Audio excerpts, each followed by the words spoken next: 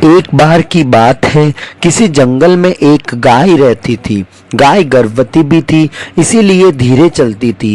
एक दिन जब उसे किसी शेर ने टोक दिया, तब उसका शिकार करने को उत्साहित हो रहा था। वह उस पर हमला करने ही वाला होता है कि तभी एक बाघिन बीच में कूद पड़ती है और उस शेर को वहां से भगा देती है। इसीलिए अब गाय और बाघिन में अच्छी दोस्ती हो जाती है।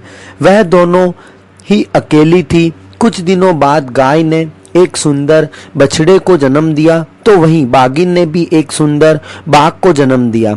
सब कुछ सही चल रहा था कि एक दिन जंगल में एक शिकारी आ गया और बाघिन ने जैसे ही उसे देखा तो वह अपने बच्चे को बचाने के चक्कर में आगे आ गई। इतने में शिकारी वहां आ जाता है और उस बाघिन को अपनी तरफ आता देख उसे गोली मार देता है।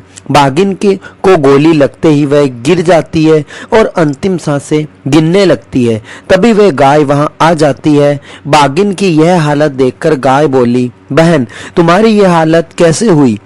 तभी बाघिन बोली, बहन बस अब अंतिम समय आ गया है। मैंने अपने जीवन में सब कुछ जो चाहा वो पा लिया है। अब कोई अधूरी इच्छा नहीं है, लेकिन बस एक छोटी सी ख्वाहिश है कि अगर उसे तुम पूरा कर दो तो मुझे शांति मिल जाएगी। यह सुनकर गाय बोली, बहन तुमने उस शेर से लड़कर मेरी जान बचाई है। अब मैं अपनी जान भी देकर तुम्हारी जिंदगी भर मदद करूं तो भी कम है। मुझे अफसोस नहीं होगा कि अगर मेरी जान भी तुम्हारी रक्षा में चली जाए। बताओ तुम्हारी रक्षा के लिए मुझे क्या करना पड़ेगा?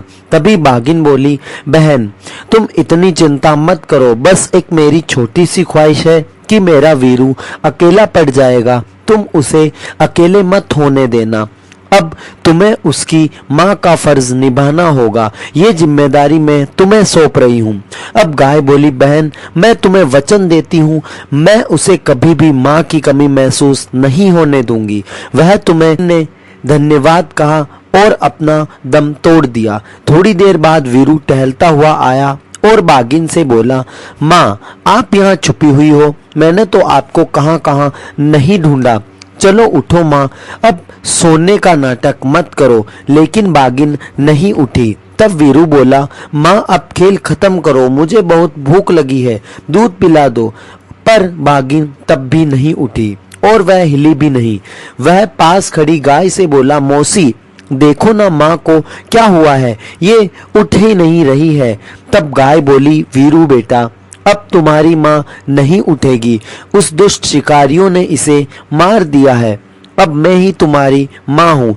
तुम्हें भूख लगी है ना, आओ मेरा दूध पी लो। बाघ ने दूध पिया और गाय उसे अपने साथ ही ले गई। अब गाय का बछड़ा और बाघ दोनों एक साथ खेलते और मजे से रहते। लेकिन एक दुष्ट भेड़िए की नजर उस गाय के बच्चे पर पड़ गई। एक दिन जब गाय का बछड़ा और बाघ खेल रहे थे, तभी बछड़ा खेल में पेड़ के पीछे छुप जाता है। भेड़िया को तो बस इसी मौके की तलाश थी। जैसे ही भेड़िया उस गाय के बच्चे पर हमला करने ही वाला होता है, तब बछड़े को पता चल जाता है। वह तुरंत वीरू के पीछे चला जाता है। अब वीरू को गुस्सा 7वें आसमान पर था।